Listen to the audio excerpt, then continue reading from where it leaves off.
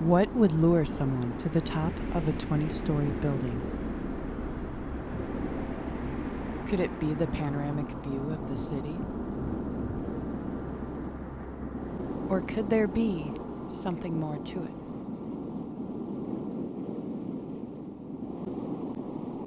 What would compel someone to jump?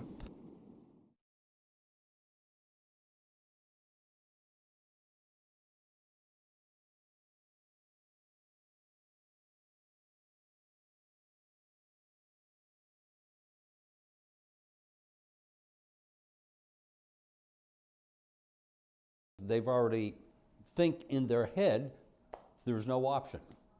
They see no hope. I don't know that suicide will ever be entirely prevented. It's existed for a very long time.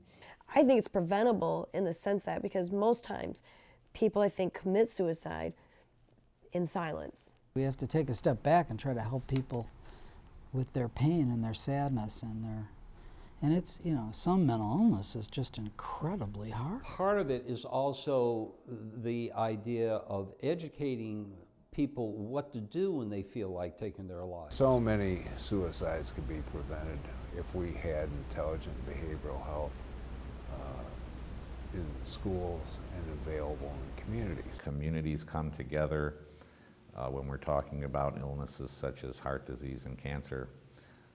We need them to come together in that same spirit when we're talking about mental illness. Don't keep it all inside, because when you're alone, you have no hope. So you see no hope. Why are they going to take any action to do something about a hopeless situation, except end it all? If the question is, can we reduce the suicide rates due to major depressive illness, then my answer would be yes, because there are many pharmacological agents that are now available, and we know much more about those major depressive illnesses than we did 30, 40, 50 years ago.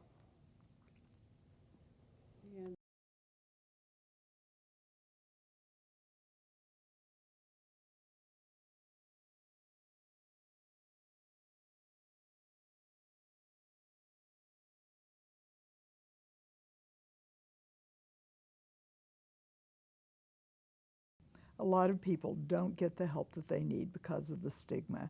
And even though it's better now because we hear of movie stars, professional people, people that our loved ones know of who are admitting to the fact that they have a mental illness, they are still afraid to talk about it when they're going to apply for a job, when they're meeting friends at a party or something like that.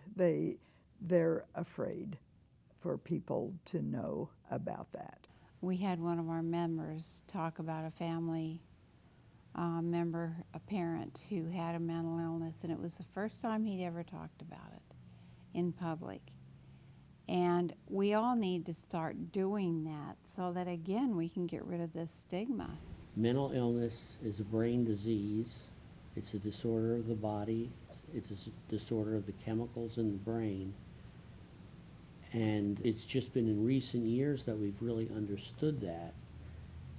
And I think the stigma arose initially because that was not understood.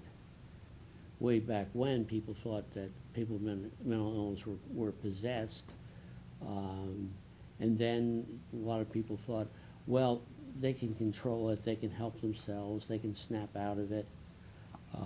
That also is not true. The other stigma that we don't talk about much is the family's reaction to having someone with a mental illness. The guilt and the fear that I caused it, I contributed to it, I didn't do something right. I hear that all the time. And one of the things that we strive to do in our classes and in our support groups is help people to find a way to deal with the fact that they're really not in control. It isn't their fault.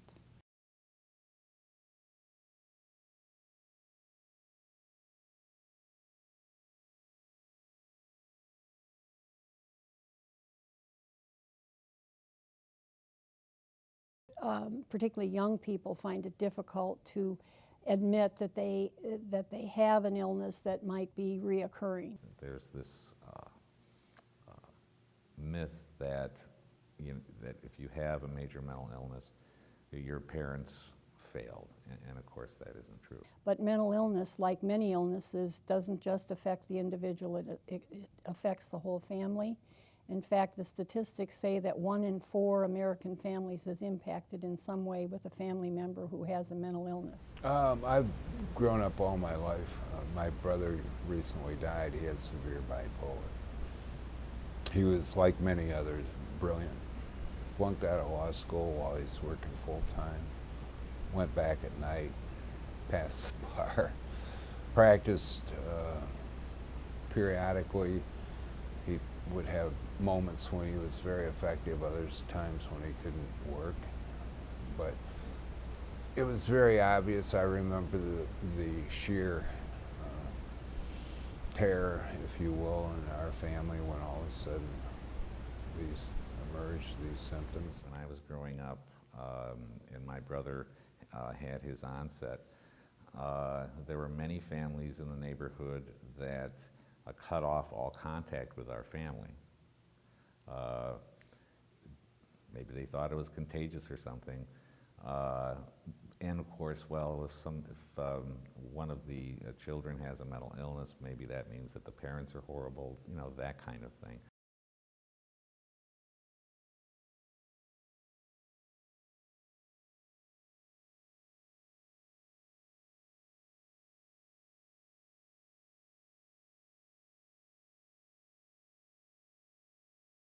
If you're working with other people in an employment setting, if you're taking care of any patient with a brain, and there's anybody who loves that patient with a brain, you're going to be encountering a mental health issue.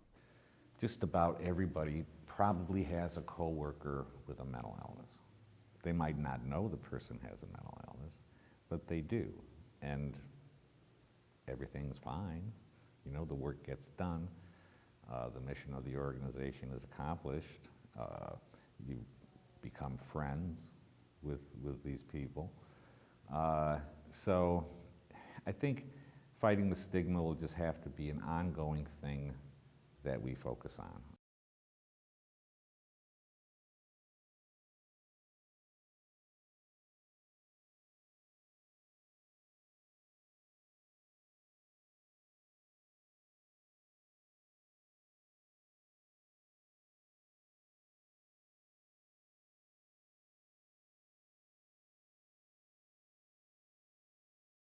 Quite honestly, in my class, I like to focus more on mental health.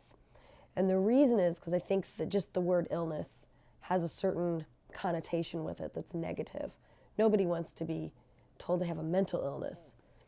But we all have some level of mental health. And some have more than others, but we all have room to grow.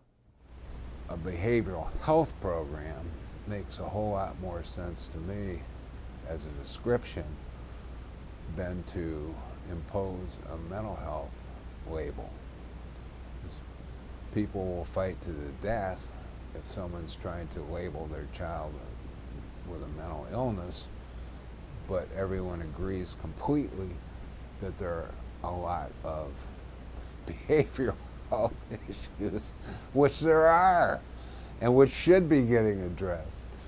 And so some of the words that we use are very important when we talk about mental health and other subjects.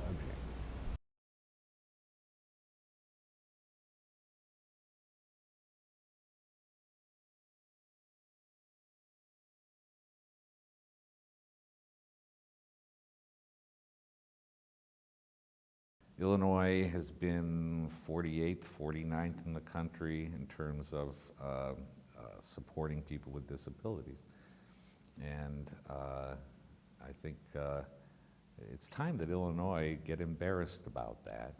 I'm not sure that the people who set up these elaborate schemes have ever met an at-risk person in their life, or else they wouldn't set them up that way.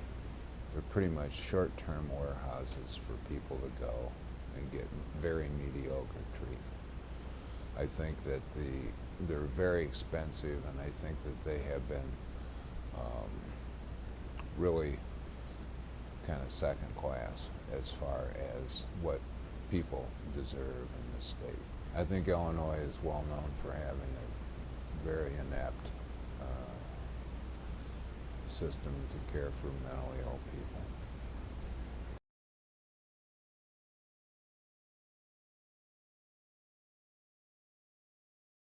The Zellers Mental Health Center here was like other state facilities, in my view, antiques and dinosaurs. I went to Zeller with experts when we were suing the state hospitals, and they did not think it was a particularly well-run place. They found it had a lot of problems. It was ludicrous. We were spending $16 million a year, 262 employees, had 60 slots, and to me it was a grossly inefficient way to actually serve the people who need the help. It was a long, long way. And the other irony here is so many people in the community believe that Zeller was the place where if you close it, where would you lock them up? You know, it was that kind of, it still is that kind of a mentality.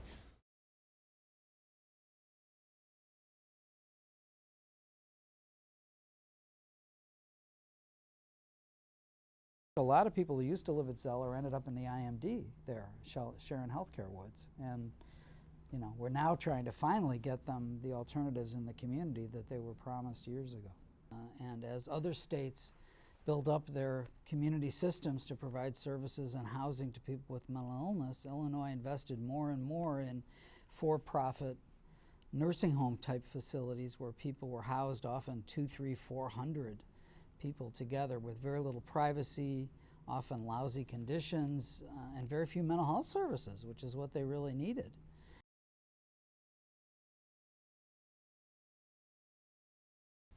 And so the parties came to Judge Hart, the federal judge in charge of the Williams case, and presented this as a compromise court order that we asked him to enter. And the institutions drummed up a lot of opposition to it by frightening family members and some of the residents, and basically making them fear that they might be homeless if this consent decree was entered, which is exactly the opposite of what it does. It assures that people who move out get what they need in terms of housing and services.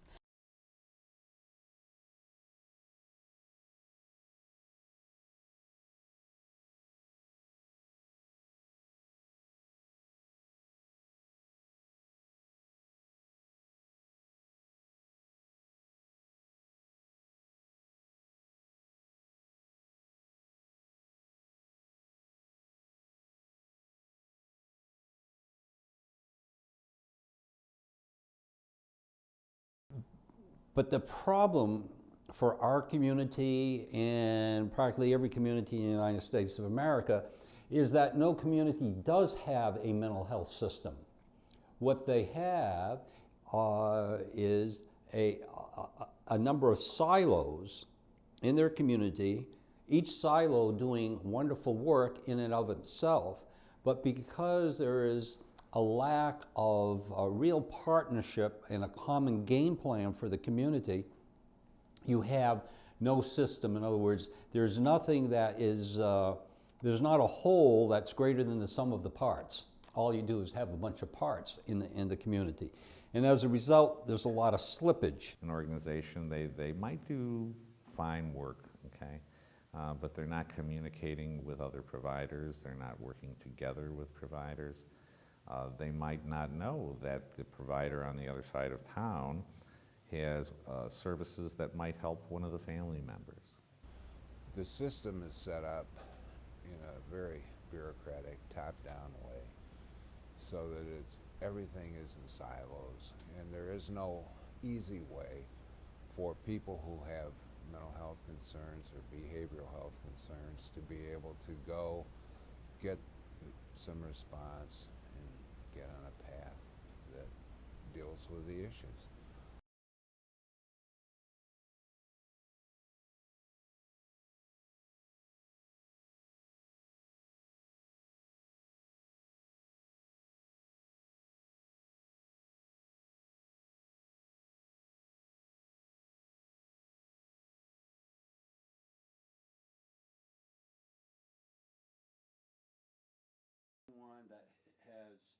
mental illness or a chemical dependency problem.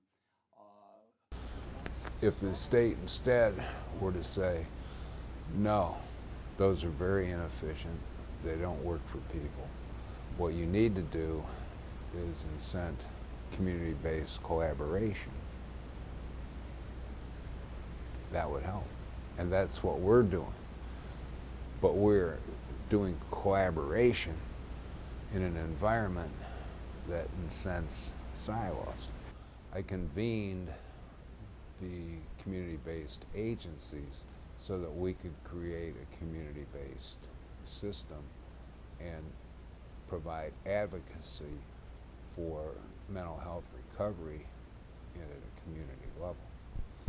And so we've met virtually every Monday morning in here for the last 12, 13 years to look at one aspect or another of these issues and try and move the ball. I don't want to take too much credit because so many others are contributing as well. We have Children's Home. It's recognized as one of the best child care agencies in the state. And Human Service Center, of course, which has been a statewide leader. The Unity Point Methodist Psych Hospital is represented here. The most important people in the room, I think sometimes, are from NAMI, the National Alliance for Mental Illness. Because if the system isn't working for NAMI, who are the families who have the problem and have come together to create it, then I'm going to tell you the system isn't working.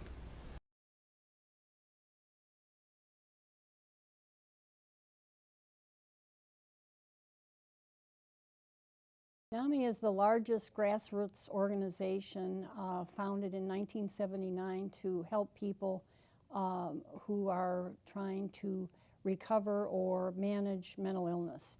It's essentially meant to help people find hope and find help with mental illness. It's meant to reduce the stigma associated with mental illness.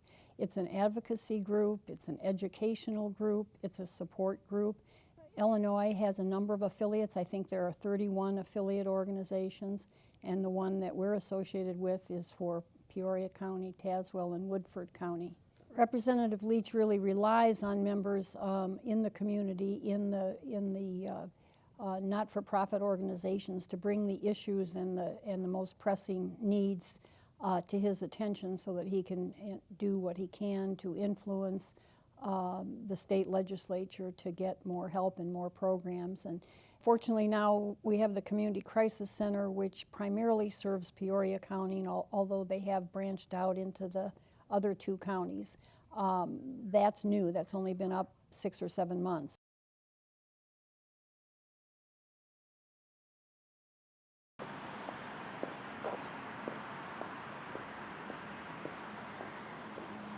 The Community Crisis Center has really been established to provide 24/7, 365 days a year, intervention, assessment, and stabilization to any person, regardless of their income, regardless of their condition, regardless of who they are or what their background is. We serve them.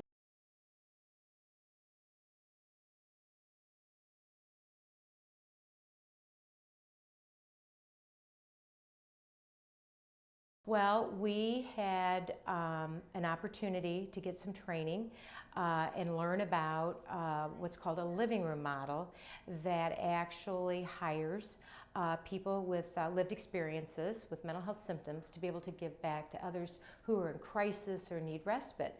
So what we did was we started a peer academy in which it's a 40-hour class where individuals with these symptoms and are interested in learning more about the symptoms, learning how to manage them, as well as how to help others, could begin to take what they've learned and formulate how you can not only increase the management of your own symptoms again, like I said, but also then how can I use this to help others? We give them a place to stay, we feed them, we also monitor their meds, make sure they're on their meds properly. We have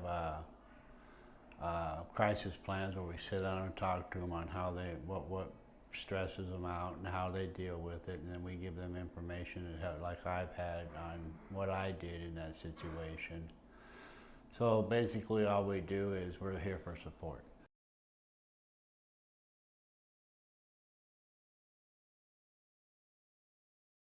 I drank like 2/5 a day, and I was self-medicating with my medication.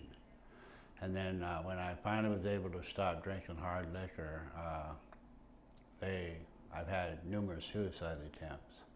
So they monitor my meds. I'm still being monitored. But I've had suicidal problems, I've had alcohol problems, and when I quit the alcohol, I got into crack cocaine. And I've been clean for 3 years. Oh, nice. Well, congratulations. I always, in a mental disability, you're always trying to find a way to feel better. And you don't care what you got to do. If it's drugs, alcohol, self-medication, whatever you have to do at that moment to feel better, that's what you do. Being here takes some of the burden off me because I'm not sitting at home thinking 24 hours a day like, well, what am I going to do tomorrow? What am I going to do next week? I know what I'm going to do Tuesday at work. I know what I'm going to do Friday at work. I know I'm going to be at my daughter's Wednesday. You know, I know ahead of time what's happening in my life. So if I do go home for 2 or 3 days, I live alone. I don't think about it as much because I know in a couple of days I'm heading off to work. And it really gives you a feeling of confidence because I'm helping people. After all I've been through, I'm finally, I guess that's why I'm still around, is because maybe this is what was meant for me. I'm not saying, you know, it's a miracle or whatever, but I'm thinking, well, this is why I'm here. This is your purpose. Right. Nice.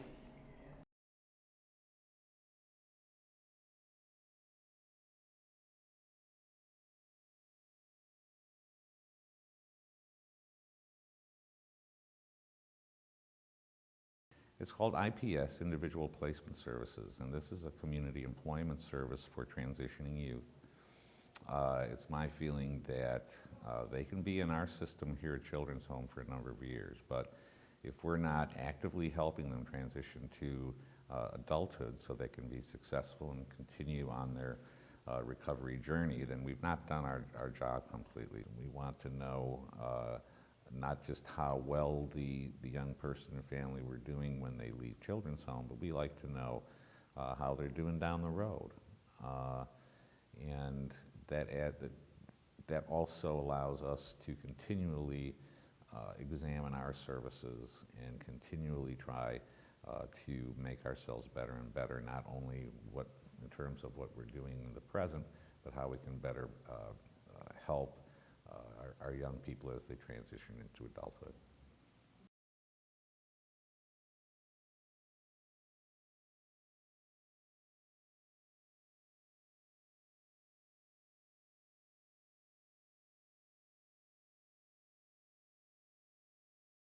When you look at the mental health system in Illinois, by far the largest psychiatric hospital in our state is Cook County Jail, which has over 2,000 people with serious mental illness at any given time.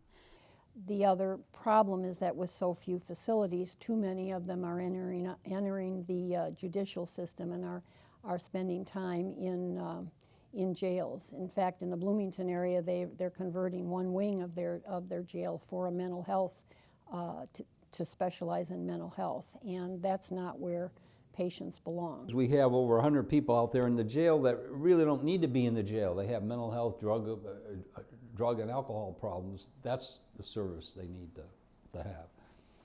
But unfortunately in America these days, the biggest facility, the largest facilities for the mentally ill and drug abusers are prisons. That's the way it is in America today.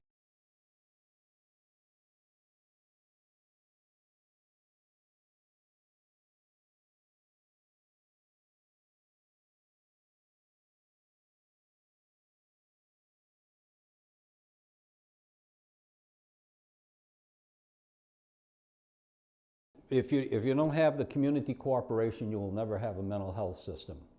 Being open to this idea of full integration for people with disabilities,